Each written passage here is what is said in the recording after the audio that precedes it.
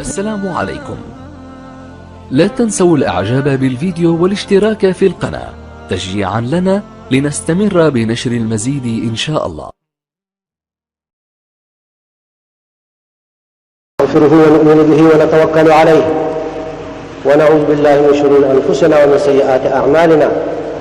من يهده الله فلا مضل له ومن يضلل فلا هادي له، ونشهد أن لا إله إلا الله وحده لا شريك له،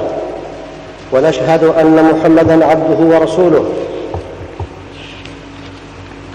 أما بعد، فإن خير الحديث كتاب الله، وخير الهدي هدي محمد صلى الله عليه وسلم، وشر الأمور محدثاتها، كل محدثة بدعة، وكل بدعة ضلالة، وكل ضلالة في النار. أما بعد، فأعوذ بالله من الشيطان الرجيم. الله لا إله إلا هو الحي القيوم لا تأخذه سنة ولا نوم، له ما في السماوات وما في الأرض، من ذا الذي يشفع عنده إلا بإذنه، يعلم ما بين أيديهم وما خلفهم، ولا يحيطون بشيء من علمه إلا بما شاء، وسع كرسيه السماوات والأرض ولا يؤوده حفظهما وهو العلي العظيم. زمان الإسلام ورونو عزت بندو مشرانو كشرانو أهل علمو هذا علم طالبانو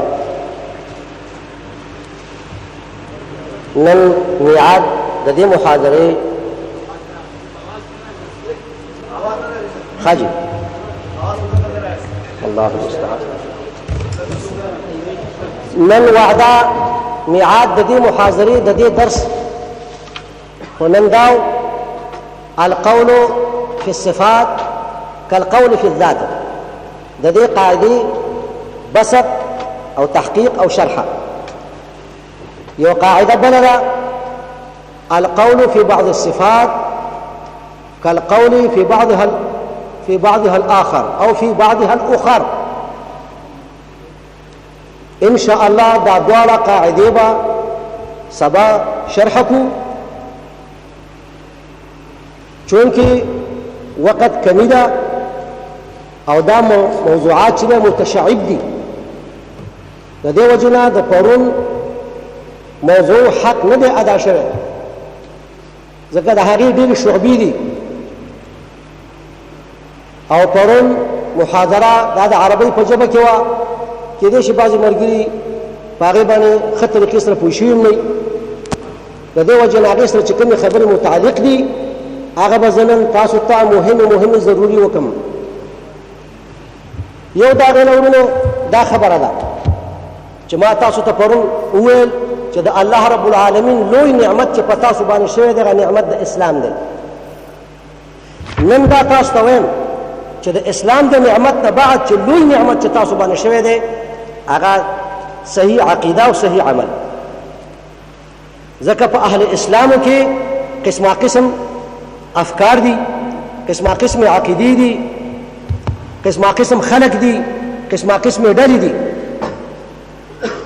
څوک د خوارجو نه دي، څوک د جهمیو نه دي، څوک د معتزلو نه دي، څوک د اشعریو نه دي، څوک د ماتوریدیو نه دي، څوک د مشبهو نه دي، څوک د کرامیو نه دي، څوک صوفیه دي، نقشبندیه، چشتیه، قادریه، سروردیه،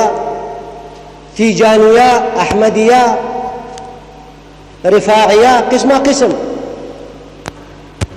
او دغه شانه په دې عصر کې موږ سره چې کوم ډلې اوسېږي لکه بریلیان شو، دیوبندیان شو،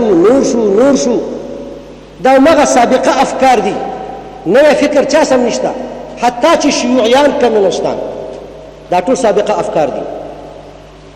نوی فکر چا نه پیدا کړی. دا نن سبا چې د کمونستانو کوم افکار دي او د سوشلستانو کوم عقاید دي، د دهریو چې کومې خبرې دي دا ټولې پخوانۍ دي. دا شان ماتوریدیه وغیره، قبر پرست، قبوریه وغیره ټولې پخوانۍ عقیدې، نوې عقیده پکې نشته. نو د الله رب العالمین لوی نعمت پس د اسلام نه هغه دا دی چې تاسو ته صحیح عقیده ښودلې ده. هغه صحیح عقیده د څه ده؟ هغه د اهل الحدیث عقیده ده. ورونه د دې وجه نه په دې سلسله کې زه تاسو ته یو څو نصوص د اهل علم ذکر کوم چې د هغې څه طریقه ده، څه مذهب دی او د هغې څه نسبت ده په نسبت د نورو، نو تاسو ته پته ولګي چې د سلف و عقیده د هغې طریقه په اثبات د صفاتو کې څرنګه مختاره غوره طریقه ده.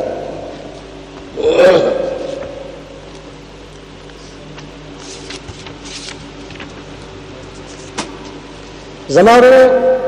شیخ الاسلام رحمت الله علیه او د هغې نه قبل د اسلام امامانو په زمانه د احمد بن حنبل، يحيى بن معين، سعيد بن قطان، يحيى بن سعيد بن قطان، دغشان يزيد بن هارون، عبد الرحمن أوزاعي في أهل الشام، عبد الرزاق الصنعاني في أهل اليمن، او داغینا بعد او رستنی سچ محدثین دي هغوی شرح د دې حدیث کړی دا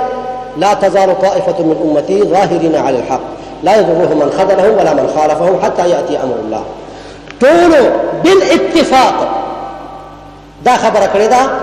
هم اصحاب الحديث او په بل عبارت هم اهل الحديث، چې د دې حدیث کې چې د کومې طائفې ته نبي عليه الصلاة والسلام اشاره کړې ده د دې نه بله ډله مراد نه ده سوا د اهل الحديث نه. څه چې فرقې دي تمام فرقې اهل بدع دي، د چا بدعت یو لیش، د چا گز، د چا میل، د چا فرسخ، د بدعتونو په درکاتو کې پراته دي. څوک په بدعتونو کې دې حد ته رسېدلي دي چې کفر او شرک ته پکې ورسېدل، او د چا بدعت د کفر او د شرک نه کم دی. د چا بدعت لیش دی، د چا دوه لیش دی، د چا گز، د چا دوه گز، د چا لس گز، د چا فرسخ، او د چا میلونه او د چا پسې اخوا. یو ډله چې د دې څیزونو نه مستثنا ده هغه اهل الحدیث دي. امام ابن القیم رحمت الله علیه په قصیده نونیه کې فرمایي لم ينجو من اقواله ضرا سوى اهل الحديث وشيعة الايمان، چې د اهل بدعو د اقوالو د بدعتونو نه هیڅ یو طایفه محفوظه نه ده. ټول میراث په ترکه تقسیم کړی دی، د چا سدس رسېدلی دی، د چا ثمن رسېدلی دی، د چا ثلث، چا ثلثان، د چا نصف، سوا د اهل الحديث هغوی د دې اهل بدعو د بدعتونو نه پاک او محفوظ دي الحمدلله. شیخ الاسلام رحمت الله علیه فرمای شیخ الاسلام من المعلوم أن أهل الحديث يشاركون كل طائفة فيما يتحلون به من صفات الكمال ويمتازون عنه بما ليس عندهم. من دا نه وایو چې په اهل حدیثو کې عیب نشته، عیبونه پکې دي، خو کوم عیب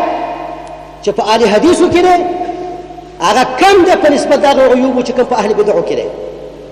او دا هم نه وایو انصاف ښه شی دی، عدل ښه شی دی، چې کنه اهل بدعو کې خیر نشته، هغې کې مې خیر شته، لیکن کم خیر چې په اهل بدعو کې دی هغه ډېر کم دی په نسبت د هغه خیر چې کوم په اهل سنت او په اهل توحید او په اهل حدیثو کې دی. د دې وجه انصاف سره خبره پکار ده. الحمدلله الله پاک اهل الحدیث په منهج کې، په عقیده کې، په استدلال کې، په نظر کې، په قیاس کې، په ذوق کې چاته محتاج کړي نه دي، ټول ورته محتاج دي. نو بیا فرمایي زه به تاسو ته حواله درکړم، که چا اوس لیکلی شو ولیکئ، او که چا نشي لیکلی د کتاب صفحه ولیکئ او بیا ورته مراجعه وکړئ، ځکه موږ سره خو وخت کم دی او ځکه دا مجلس خو مجلس الاملا نه دی. وكل هذه الطرق لأهل الحديث صفتها جدل، مناظرة، عقل، قياس، استدلال، نظر، عقل، دا سچ خلق په دې باندې استدلالونه کوي.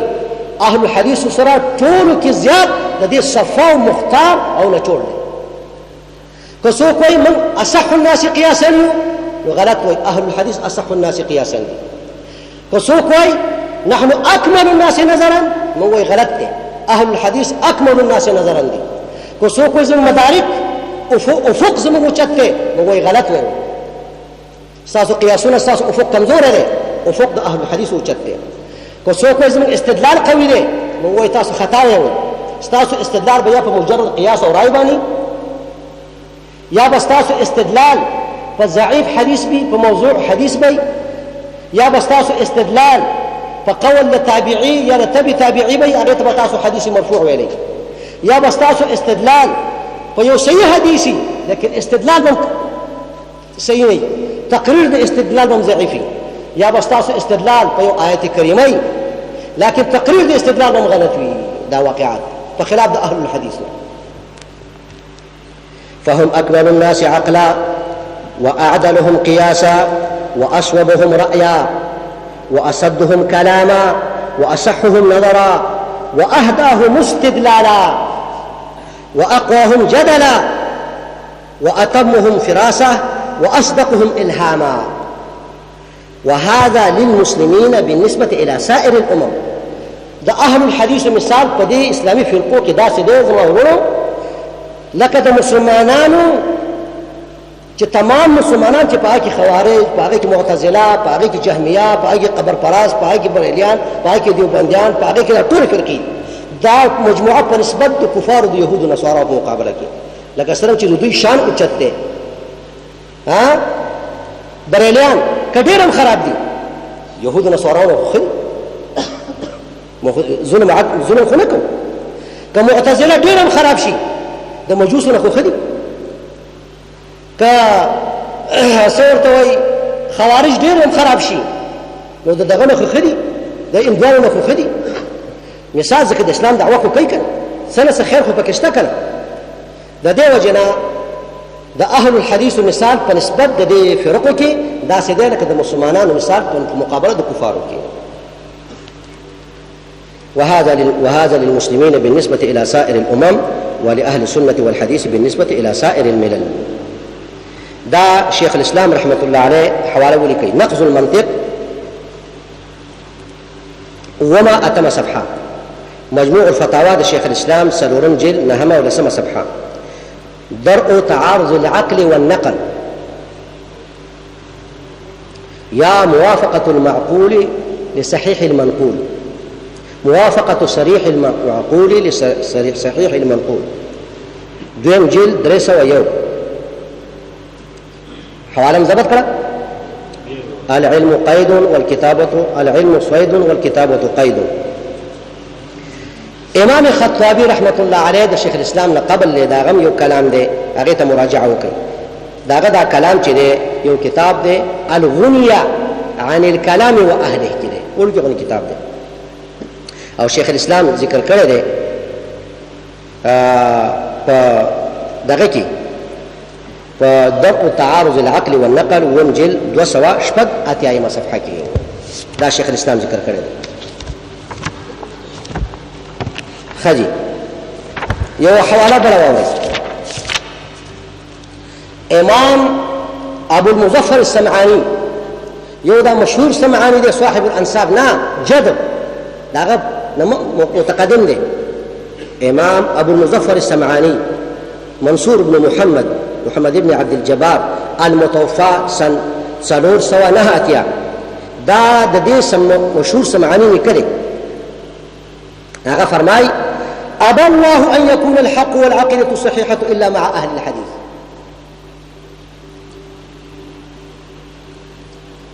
دا حصر دی او نفي دائر د فمن د نفي د اثبات دي هیڅ فرقه سره په مقابله د اهل الحديث کې حق نشته تمام سچ فرقې دي په اسلام کې په مسلمانانو کې هغه سره چې کوم حق دی هغه حق د اهل الحديث نه غوښتل او کوم چې هغه سره باطل دی هغه د نور فرقو شیاطین نور نه غوښتل ابى الله ان يكون الحق والعقيده الصحيحه الا مع اهل الحديث لأنهم أخذوا دينهم وعقائدهم خلفا عن سلف وقرنا عن قرن بإسناد متصل إلى أن انتهوا إلى التابعين وأخذ التابعون من أصحاب النبي صلى الله عليه وسلم ولا طريق إلى معرفة ما دعا إليه رسول الله صلى الله عليه وسلم الناس من الدين المستقيم والصراط القويم إلا هذا الطريق الذي سلكه أصحاب الحديث بل لا نشتغل وزتاسو توام الحق ضالة المؤمن. تاسو د حق انشاد وکئ، تاسو چې هر چا سره تعلق لرئ، دا دنیا فانی ده او مرګ راتلونکی دی، د صحیح عقیدې غم وکئ. که صحیح عقیده غواړئ، صحیح مذهب غواړئ، نو هغه اهل الحدیث کې دی. ګوره یو خو چل ول دی که نه اهل حدث،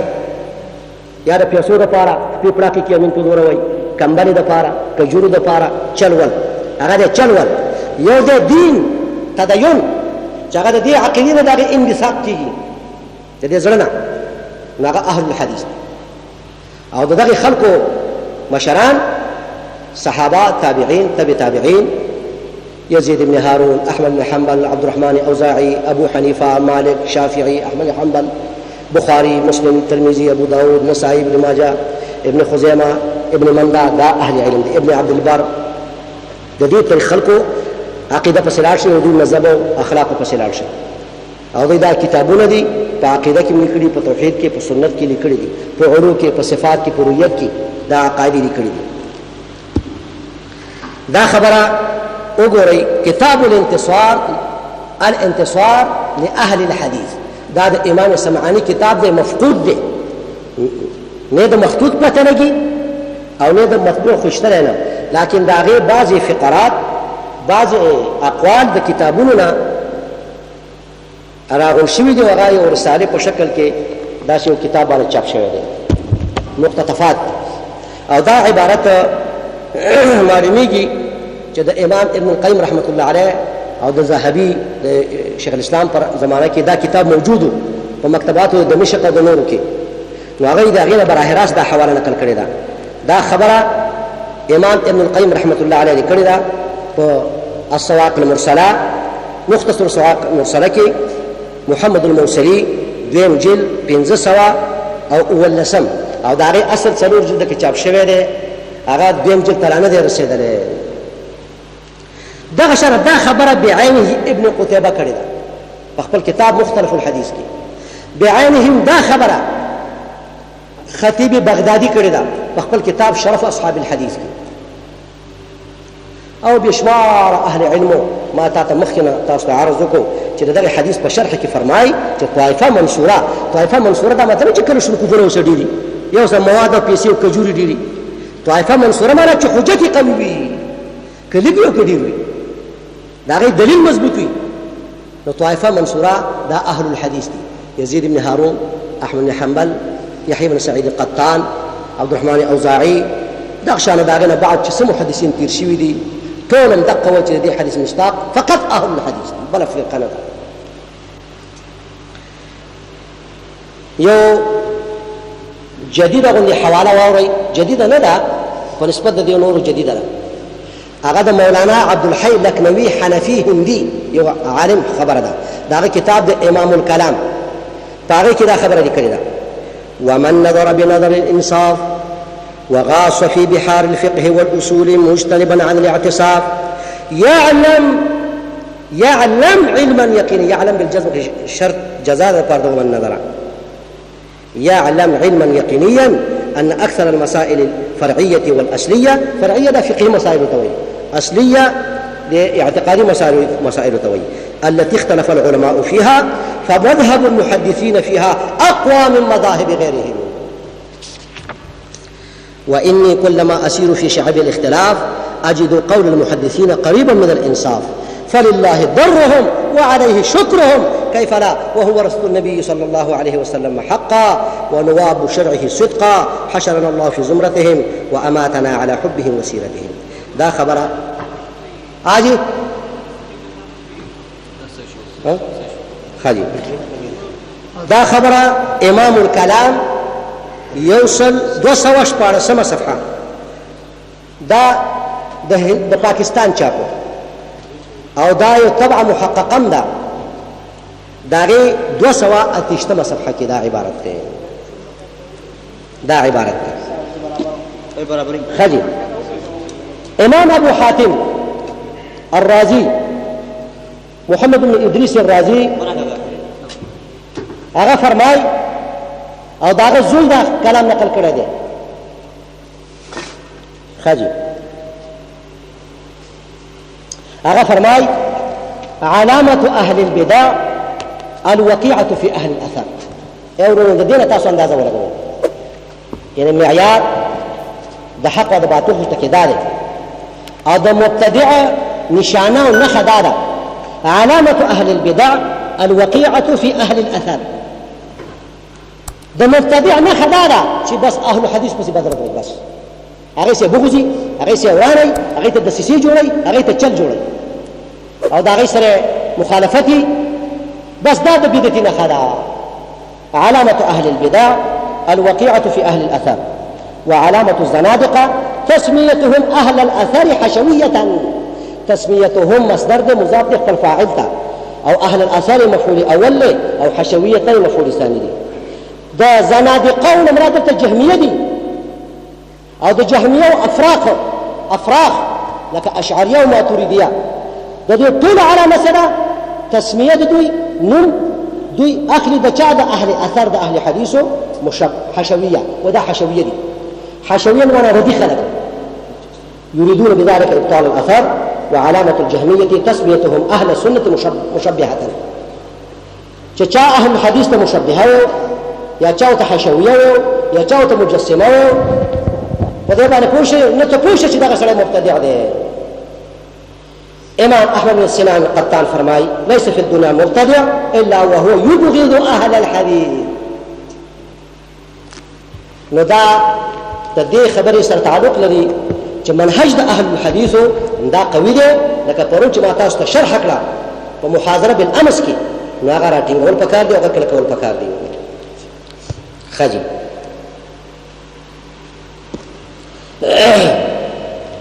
ورونو دا ولې نشي وایو دا دې وجه وایو چې په دې علم کلام کې چې کوم مناهج دي او کومه طریقه د استدلال ده دا الله تعالی د صفاتو مبارک دي او د نور مبارک دي او دوی چې دې ته براهین عقلیه وایي یا وته ادله قطعیه وایي یا وته برهانیات وایي یا وته جدل وایي یا وته ذوق وایي یو ته مشاهدات وای دا ټول خیالات دي دا ټول باطلي خبرې دي د دې وجه تر دې تاریخ پورې دوی د الله رب العالمین د وحدانیت ثبوت ونه کړ تر دې تاریخ پورې ځکه چې کوم دلیل چې پیش کړي هغه کې قطع راو باسي چې کوم دلیل پیش کړي هغه کې قطع راو باسي امام رازي یو وخت جړل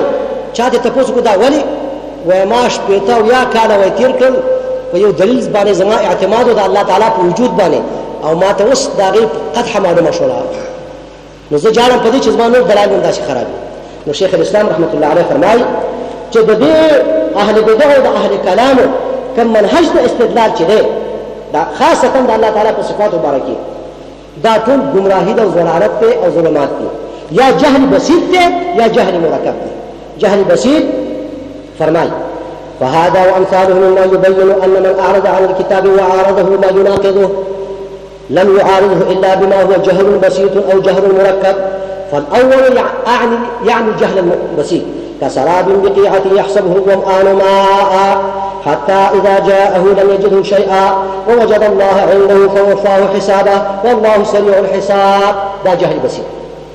والثاني يعني الجهل المركب كظلمات في بحر اللجي يغشاه موج من فوقه موج من فوقه سحاب ظلمات بعضها فوق بعض إذا أخرج يده لم يكد يراها ومن لم يجعل الله له نورا فما له من نور دا علم كلام كم كتابون دي العقائد النسفية التي نسفت عقيدة السلف داري شروح دي حواشي دي تنكيتات دي باغيكي دا طول كم دي ومنهج دي استدلال كي واهيات دي كخيالي ده كعبد الحكيم السيالكوتي حاشية ده كالتمهيد وقواعد التوحيد كتبصرة الأدلة ده كبل كتاب ده دخشان هذا خرافات ولا دك أو دخشان هذا كفريات ولا دك إذا كتابه وأصحاب القرآن والإيمان في نور على نور داكو عغيب جهل مركب ديك علم مركب كده والحمد لله الله أكبر ده فرماي جهل من واحد ودي نقول يعلم علما يقينيا من حيث الجملة أن كل ما عارض شيء من أخباره هي يعني من أخبار الله ورسوله وناقضه فإنه باطل من جنس حجج السوفسطائية الله أكبر. وهذه حال المؤمنين للرسول صلى الله عليه وسلم الذين علموا أنه رسول الله صلى الله عليه وسلم الصادق فيما يخبر به، يعلمون من حيث الجملة أن ما ناقض خبره فهو باطل، وأنه لا يجوز أن يعارض خبره دليل صحيح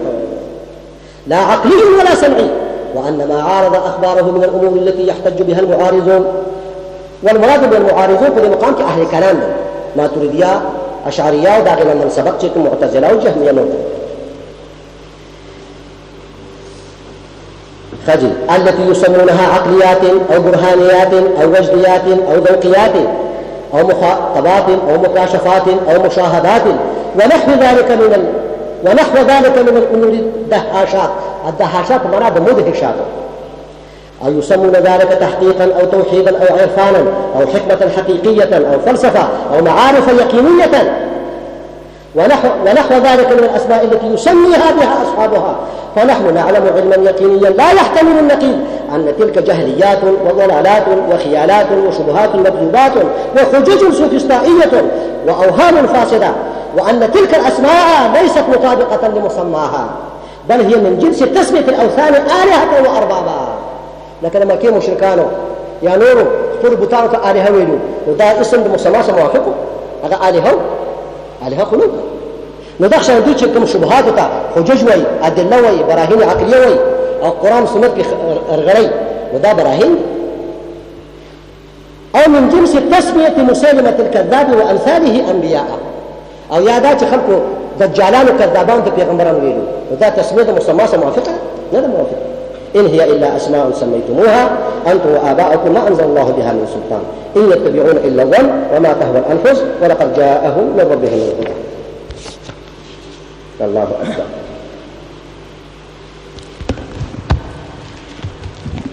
يو سو حوالي دا حوالا تاسو زبط نکړه دا حوالا وره خاجي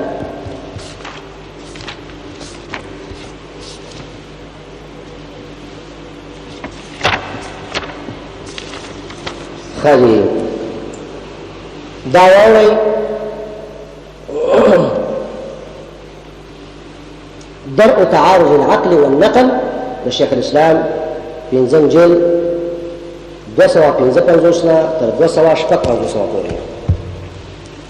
اوس د دې په مقابله کې د اهل کلامو چې سابقه جهمیه معتزله یا د افراخ ونه چرګوټي یا بچي او یا پیروکار یا د هغې په نقش قدم چې څوک تللي دي چې هغه حنفیه ماتوریدیه دي چې په فقهي مسایلو کې ځان ته حنفیان وایي او د عقاید او په عقایدو کې ځان ته ماتوریدیان وایي، چې اکثر نن سبا چې کوم حنفیان دي هغوی په همدغې عقیدو باندې تللي دي، او دغه شان اشعریه کلابیه د دغې خلکو چې کوم منهج د استدلال دی په باب د اسماء او د صفاتو کې خاصتا د هغې باره کې یو څو خبرې واورئ.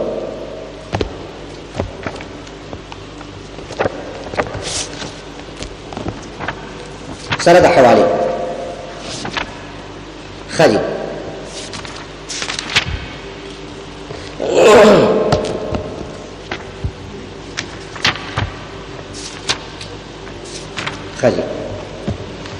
دا اهل کلام چې دی ورونو دا نصوص د شریعت چې کوم دي یعنی نصوص د وحی هو یا قرآن دی یا حدیث دی. دا نصوص دوی دوه قسمه کوي، یو ته متواترات وایي او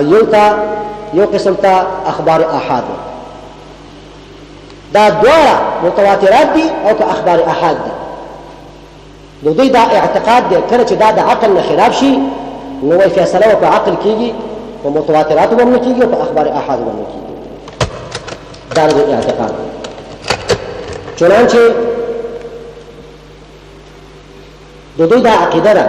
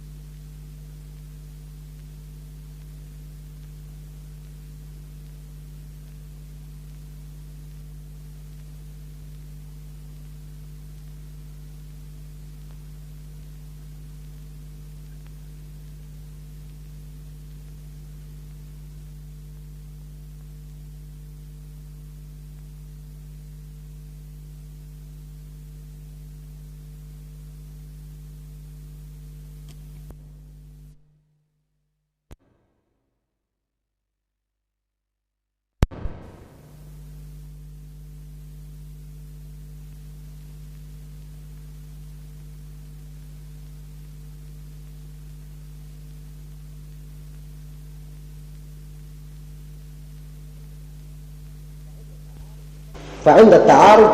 تقدم الأدلة العقلية لأنها الأصل. دا خبره د علم کلام په ډیرو کتابونو کې ده. شرح المقاصد کې تفتازاني کړې ده، په شرح عقاید الصفی کې هم تفتازاني کړې ده، شرح المواقف کې جرجاني کړې ده، عبدالحکیم سیالکوټي په خپل حاشیه کې کړې ده، دغه شانه خیالي په خپل حاشیه کې کړې ده، په شرح عقاید الصفی کې احمد الجندي په شرح عقاید الصفی کې په حاشیه کې کړې ده، البياضي قاضي العسكر دا وزیر اعظم غوندې درجه لرله په اطرافو کې ترکی حکومت کې، داغه کتاب د اشارات المرام هغې کې کړې ده. نشر التوالع د علم کلام کتاب د حنفیانو هغې کې دا خبره ده. احیاء علوم الدین د غزالی کتاب دی چې حقیقت کې اماتة علوم الدین دی. او یاد لرئ غزالی چې و یو طرف ته جهمي،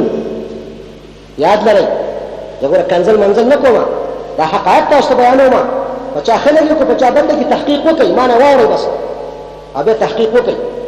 او زه د خپلې خبرې ذمهوار یم د الله تعالی په اذن باندې. یو طرف ته جهمي معطلو، بل طرف ته صوفي خرافي، بل طرف ته قبر پرستو، دا ټول پکې موجود دي.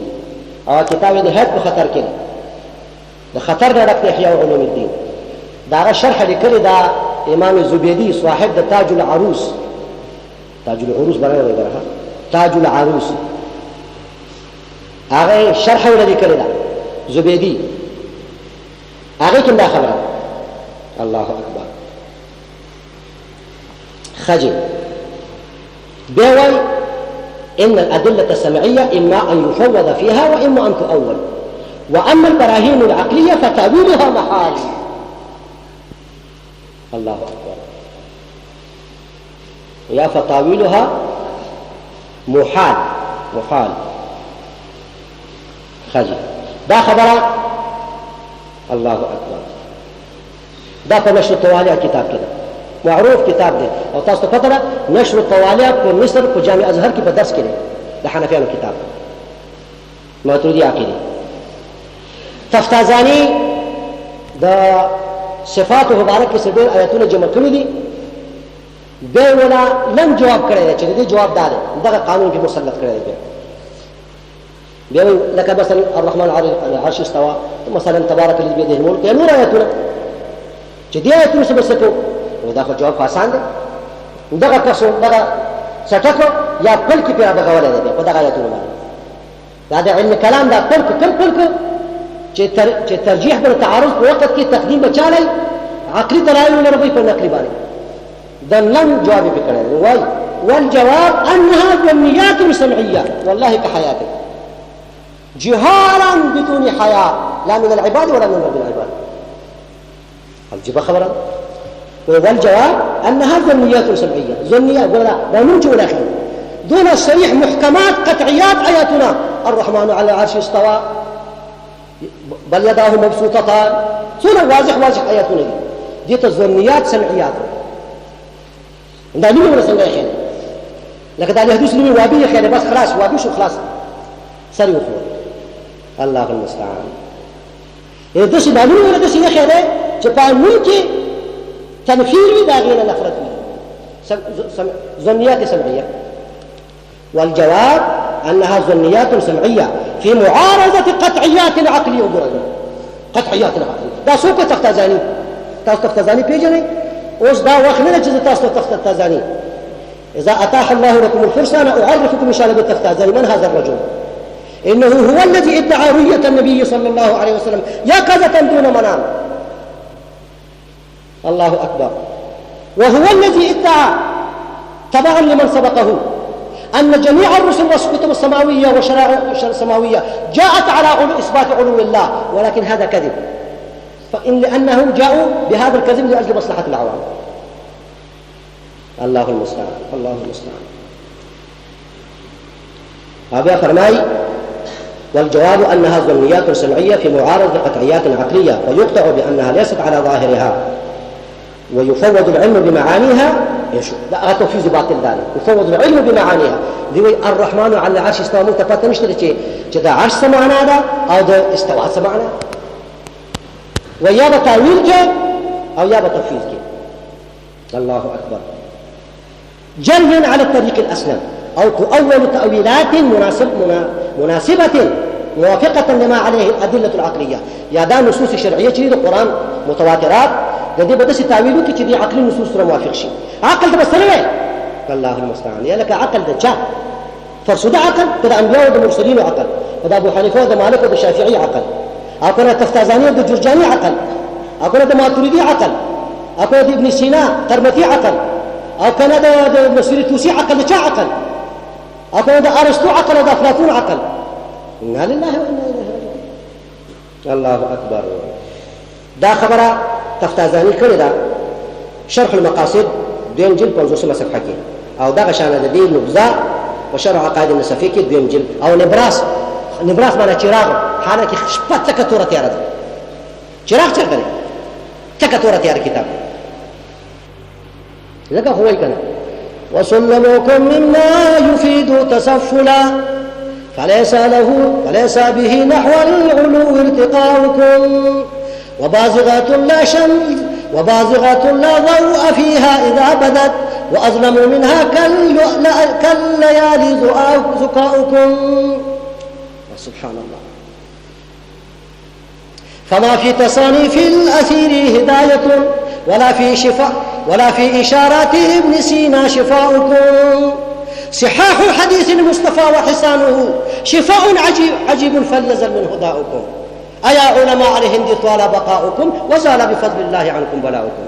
أيها الطلاب إن الله قد أتاحكم فرصة قد زال بلاؤكم بدواء الكتاب والسنة والحمد لله. دا خبره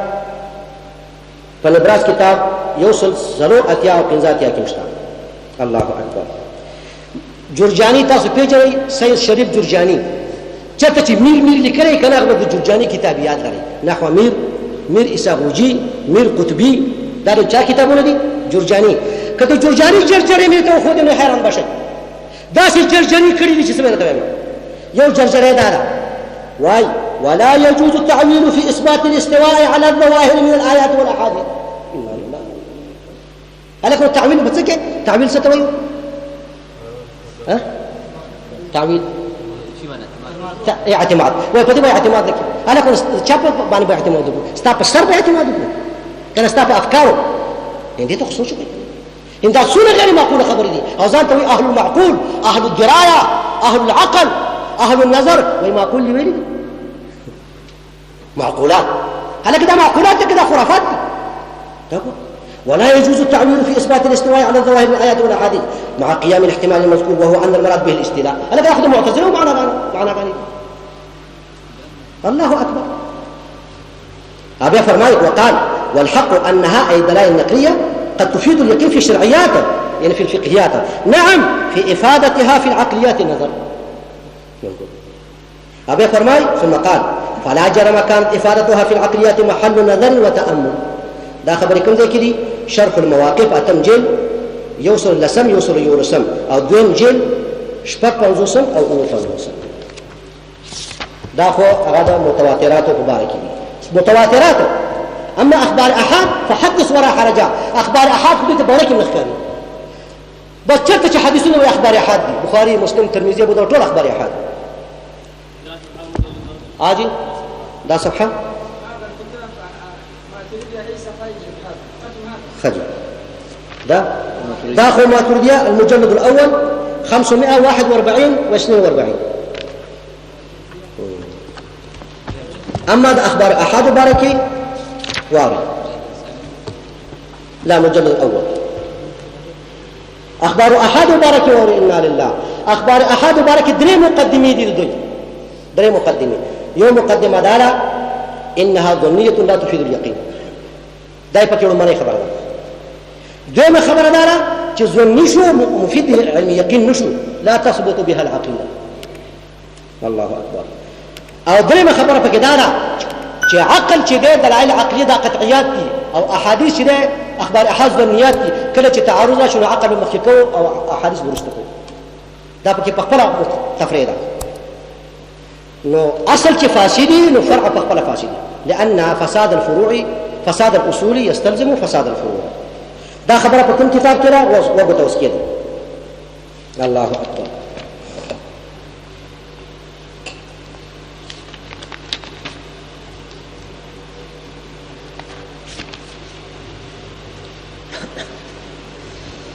تفتازاني لیکلي دي الله أكبر إن خبر الواحد على تقدير اشتماله على جميع الشرائط المذكورة في أصول الفقه لا يفيد إلا الظن ولا عبرة بالظن في باب الاعتقاديات. سبحان الله. دا خبره تفتازاني کړې ده په شرح العقائد النصفیه کې یوصل 18 یوصل 9 او دا غي وحاشیه ده د کوستلي یو حنفي عالم تر شوی ده په اطرافو کې یوصل او نبراس کې دا خبره ده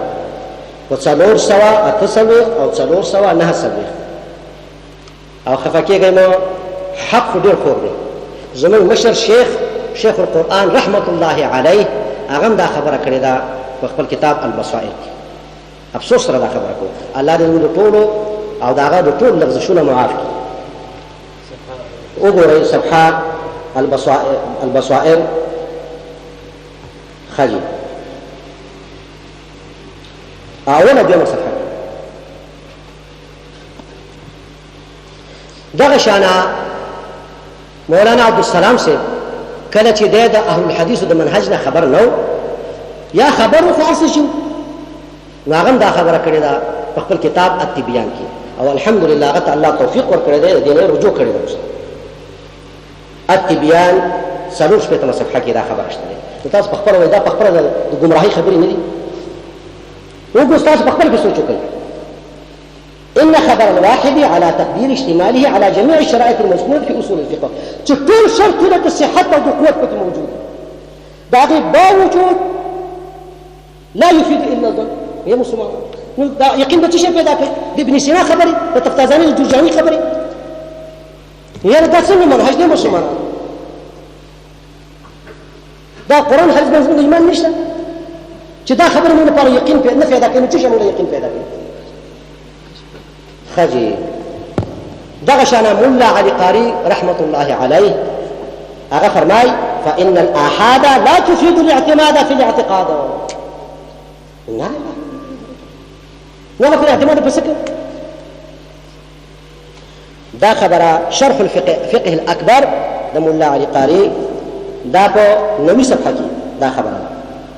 او البصائر کې حضرت الشيخ رحمة الله عليه هم نقل کړی دا دویم اوله صفحه دویمه صفحه کې او دویم شیخ هم نقل کړی دا په التبیان 3 او 15 صفحه کې الله رب العالمین زموږ ټول ګناهونه او لغزشونه معاف او حق رسول نه دی وایي چې غلطي وکړي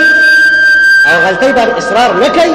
او د غلطۍ نه واپس حق رجوع کوي دغه د حق پرس کار دی. دا مطلب نه کوي چې حق پرس غلطي نه کوي غلطي کیږي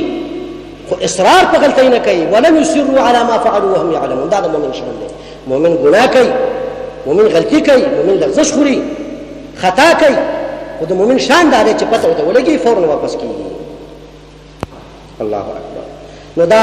یو څو خبرې ما تاسو ته وکړلې ټیم پکې شته خاجي حاجی دا صفحه د ماتو دا په 1500 کې او 1500 کې اول ځل خاجي دې باره کې صرف یو حواله واورئ چې دا قسم عقیده د بدعت دا د مبتدعه او عقیده چې اخبار حاضر دي او دا دي او فلانه دي او په عقیده کې نه چلیږي او کله چې عقل لا شي نو عقل به مني او نقل به نه مني. دا عقاید چا دي د اهل بدع دي د پخوانه راغلي دي دا عقیده د اهل بدع دي او دا خبر چې څوک کوي نو پوښ چې کټاس بدعت دي کټاس دا نه دی چې دعا به رسول وکړو بدعت شو جمعه ته وباسي مونږ په سیمه کې کافر شو او چې دا عقیده ساتلو خیر دی. دا غنه دا غټ بدعت دی دا اعتقادي بدعت دی هغه بدعت دی. اول تاسو دا نقطه وایم چې د سنتو نه پس دعا به هيئت اجتماع کول خو بدعت دی خدا غنه غټ بدعت دی. فرض نه پس دعا به هيئت اجتماع غټ بدعت دی. ازه دته حیرانه چې زمونږ ورونه هغه ټول عمر زور په دې لګولای چې د سنتو نه پس به هيئت اجتماع دعا نه کوي بدعت دی. پلانې بدعت دي چې سنتو نه پس دعا کوي دا شعار دی. الکه دا پس د فرض نه چې تکي دا بدعت نه دا خو لا بدعت دی. بدعت پس د فرض نه غټه ګناه را که پس د نوافل نه غټه ګناه را سوچو یو بل زه تاسو ته دا وایم چې کوم دلیل په بدعتیت د دعا بعد الصلاه په هيئه الاجتماع شته هغه دلیل بجميع مقدماته جاری دی په بدعتیت د دعا بعد المكتوب به هيئه الاجتماع او مدلول کې متخلف دی دا ولي لیکي دا ولي ما یو وړاندې ماشوم ډور دا اځو قرآن یو کوي لیکي دا نو زه نو ته لیکي دا هغه دلیل بجميع مقدماته موجود دی او جاری دی او صار المفعول له په دعا بعد فريضه به هيئه الاجتماع کې او مدلول کې متخلف بدعت وته نه ولي بل زه یو نقطه بنوي او نقطه صفر ته وایي نقطه یو علمي نقطه دا وایي چې زمونږ د استادانو مشرانو با چې دلیل پیش کوي په دې خبره باندې چې دعا بعد سنت به هيئه الاجتماع بدعت ده نو غټ دلیل پیش کوي نصوص د کتاب الاعتصام د شاطبي و شاطبي په اعتصام کې دا ویلي دي شاطبي دا ویلي دي شاطبي دا ویلي دي یا مسلمانانو ورتاسو شیخ شاطبي کتاب ته مراجعه وکړئ کنه الاعتصام ته هغه ټول زور لګولای دی کتاب یې لیکلی دی کتاب په دیباچه کې سبب د تصنیف او د تعریف ښودلی دی چې ما چې دا کتاب ولیکه ځکه چې زموږ ملک خلکو وایي پس د فرض دعا کوله سنت منت پکې نشته هغه چې دا ټول کتاب لیکلی دی چې دعا بدعت دی په هیئت اجتماع هغې نه مراد دعا بعد المکتوبه ده مقدمه کې په دیباچه کې تصریح کړې ده د هغې نه سوا په نورو ځای کې تصریح کړې ده ټول زور په دې باندې لګولې سبب د تصنیف هم دقه دی چې خلکو دعا بعد الفریضه کوله به هيئه اجتماع ځکه هغه خلک چې کله اکثر صورتونه کور کې کول نو هغه ځای نه مدلول راوغېسته په دعا بعد الصلاه به هيئه اجتماع باندې چسپان کړ او شاطبي دا ویلي دي نو دا خو توجيه د قول د قائل شو بما لا يرضى به قائله ليه كده الله المستعان الله المستعان دا خبره کول چې اخبار احاد ظنی دي او په دې باندې عقیده نه ثابتېږي وایم دا د اهل بدع خبرې دي ما هر څوک چې په دې کې د حق مرسته پکار ده الحق ضالة المؤمن او د اهل الحديث د حق پرستو یو نشانه ده چې یو تر ته پلاري موري قوم نسب ریاست کرسی امامت جماعت مدرسه هغه پریدي او حق قبلي دا د حق پرست نشانه ده په دې باندې پوښتنه والله اکبر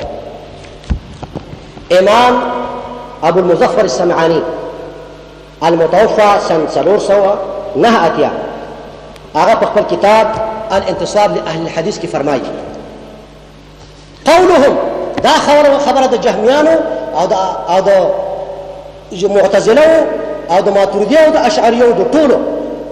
ان اخبار الاحاد لا تقبل فيما طريقه العلم چې خبر واحد به پاږي کې نه قبل چا کې علم يعني اعتقاد وي د مصطلحات بنظام ټول کې فيما طريقه العلم في الاعتقاديات دا خبره قولهم دا مبتدا ده رأي سمعت به المبتدعه دا د رأي ده چې مبتدعه دا اوریدل ده یا سمعت به المبتدعه چې مبتدعه خورا کړی ده د دې تسمیع کړی ده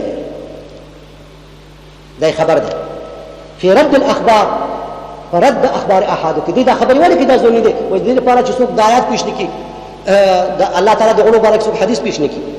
چې حدیث د جاریز پیش نکي ان الله قال في السماء ځکه خبر واحد دی خلاص اسم نشته لندن خپل کو تر واچو بس دا خبر واحد دی الله اکبر بیا فرمای إذ أن الخبر إذا صح ورواه الثقات والأئمة وتلقته الأمة بالقبول فإنه يوجب العلم يسرد البخاري أحاديث دي مسلم شريف أحاديث دي أمة مسلمة عليه تلقي بالقبول كردا ثقات جهابزة ونحارين ودي روايات كردا څنګه دې ته چې کوم دې دا د شری واغشري سبحان الله دا د علو احاديث درويت احاديث د حوض احاديث د ميزان احاديث دا د صراط احاديث د حشر د نشر احاديث د عذاب قبر احاديث دا الله تعالی د علو احاديث دا الله تعالی د کلام احاديث دا خپل متواترات دي محکمات او دې خبر واحد نشته اته فرض خبر واحد شنو شي کنه څه چلکی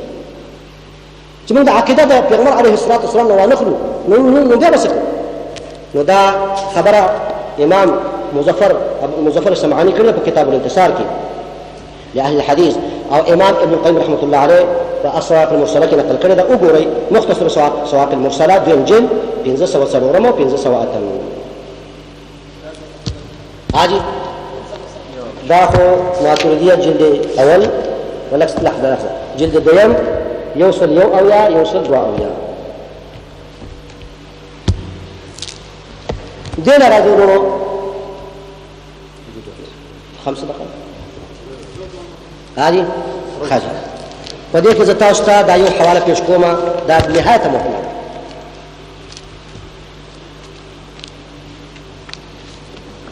الله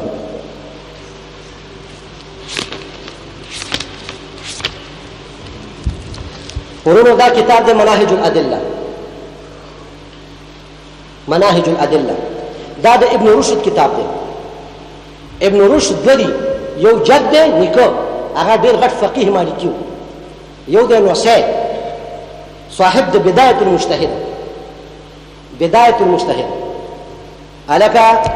زمو یو شیخ دی هغه په دې الفاظو کې ډېرې مناقشې کوي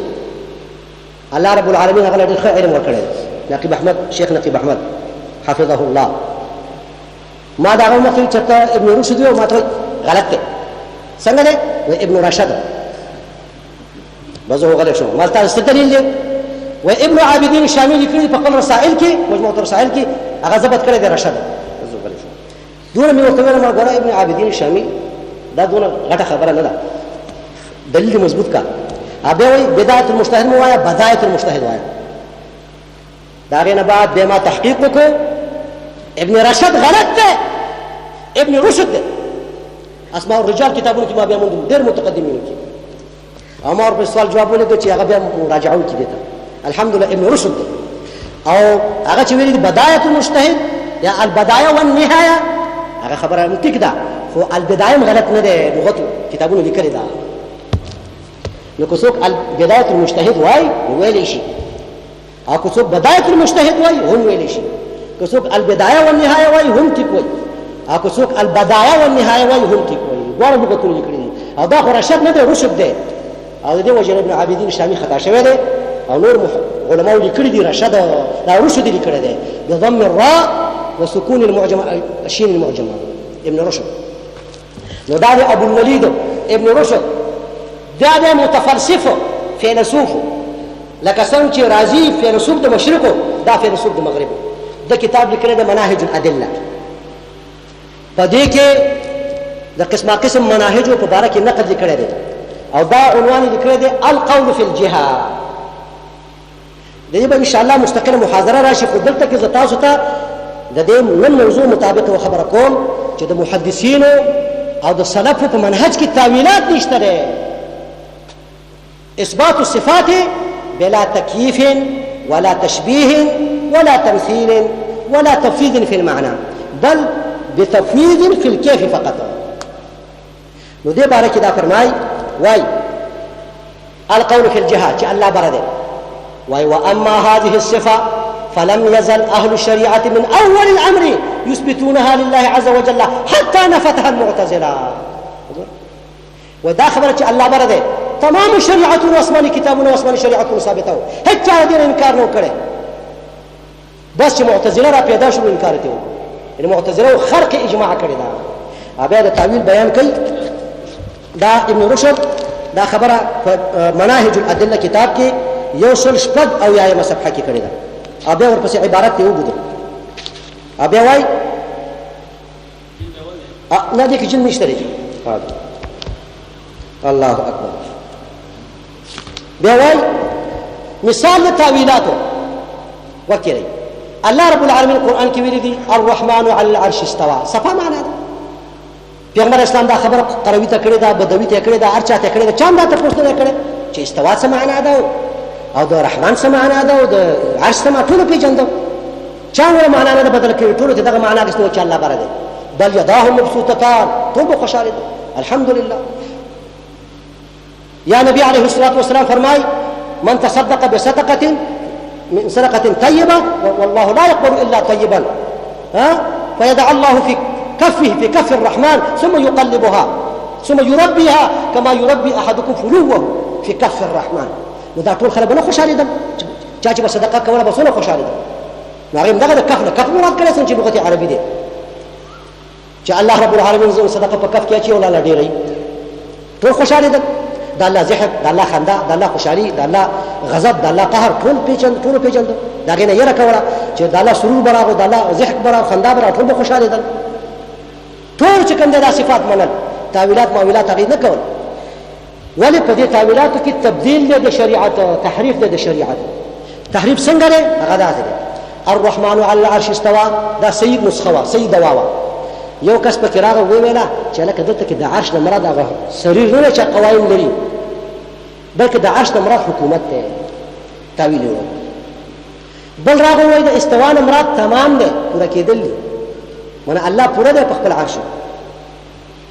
بل پرې رامنډه کړه وینا د استوا نه معنا دلته کې چې استولا ده غلبه ده دا تاویلات یې ته د دې تاویلاتو د تحریفاتو نتیجه داسې ده لکه یو طبیب چې یو دوا جوړ کړي د مرضونو دپاره یو علاج جوړ کړي د کینسر مرض د ټي بي مرض د سل مرض د ټوخلې یا چې کوم دی د تورې تبې یا د لیونۍ تبې یا د ولګي یا د زخم د پټۍ دپاره یو دوا جوړه کړي هغې کې چې کوم دی قسمه قسم مرکبات واچوي شات پکې چټاک واچي مثلا چټاک پکې غوړي واچي چټاک پکې زنکۍ واچي مثلا یو چټاک پکې چې کوم دی سپلنی واچي یو چټاک پکې چې کوم دی څه ورته وایي لاسپلی واچي یو چټاک پکې سنا ګډه کړي یو چټاک پکې چې کوم دی قرنفل امیخونه چې ورته وایي لونګین جنکه چې دغه جوړوي لونګین دی هغه لونګین پکې واچي ښه دا دوا چې د خلکو وخوړله ټول مرضونه د خلکو نه ووتل ټول مرضونه ووتل خلک پرې جوړ شو یو بل راغی هغې د حکیم لاړ وفات شو لکن دوا خو شته که نه نبي عليه الصلاة والسلام لاړ وفات شو قرآن شته دی دوا شته مرکب اعظم یو ناپوهه او قمقل یو سړی راغله دوا یې چې وخوړله ایسته پرې موافقه رانغله ایسته پرې اسهال راوسته یا چې پرې قبض یې پرې راوسته یا چې زخم باندې پورې کړه هغه زخم سخا شو چې موافقه پرې رانغلله نو د دې مثال داسې دی لکه چې یو معتزلي یو کلامي یو ماتوریدي اشعري راشي الرحمن على العرش استوى دا خو دې تشبیه پیدا کړه الله سره نه کنه الله به نو په عرش باندې داسې ناست دي نو لکه سوال کې چې یو قمقل دا ویلي دي و چې دا عرش اخوا شو د الله به کوم ځای نه پرېوځي دا اوس وګوره دا اوس هغه قمقل دا داسې د زناپوهه خبرې کوي نو دې قمقل سړي چې دا دوا وخوړله نو دا دوا پرې موافقه رانغله د هغه د مزاج سره موافقه نه وه نو ویې ویله چې دې داروګانو کې چې دا اصل دا شات چې دې طبیب پکې چټاک اچلي دي مراد د شاتو نه چې کوم دی شات نه دي د دې نه مراد د سپلمۍ پیروی دی یا د دې نه مراد د پروسي کند دی پروسي کند هم لږ زیړ اوس او شات هم زیړ دی دې کې نوع اشاره مجاز دی پکې او دې کې چې کوم دی یو قسم تشبیه ده مشاکله ده پکې د دې نه مراد اصل نه دي حقیقي معنا نه ده مراد مجاز معنا مراد ده غوږ یې داسې ونیو نو هغه شات یې تیا خوا کړل کنډې پکې واچو شودي پکې اچوي طبیب ویل نه د غوا شودو ته دې نه مراد د میخې دې نه د سپلمۍ شودو مراد دي سپلمۍ شودې پکې واچوي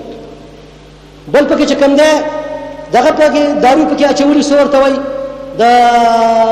کوم ځای پکې اچولی او ښه غوندې هغه پرې رامنډه کوي دې نه وایي د مړغوني زړي مراد دي بیا پکې قرنفل اچولي هغه لونګ وایي لونګ ته نه دي مراد دې نه مراد چې کوم دی د اوسپنې میخونه دي میخونه پکې واچوي لکه مسامیر دي که نه هغه هم مسامیر دي میخونه پکې واچوي هغې نه دوا جوړه کړه هغه مرکب اعظم یې خراب کړو چې هغه بیمارانو ته ورکړل لاړ بیماران یې تباه کړل هغه مخکنۍ کومه نسخه چې وه هغه بدله را بدله کړله نو ځکه وایي ومثال من اول شیئا من الشرع وزعم ان ما اوله هو ما قصده صاحب الشرع وصرح بذلك التأويل للجمهور مثال من أتى إلى دواء قد ركبه طبيب ماهر ليحفظ صحة جميع الناس أو الأكثر فجاء رجل فلم يلائمه ذلك الدواء المركب الأعظم لرداءة مزاج كان به ليس يعرض إلا للأقل من الناس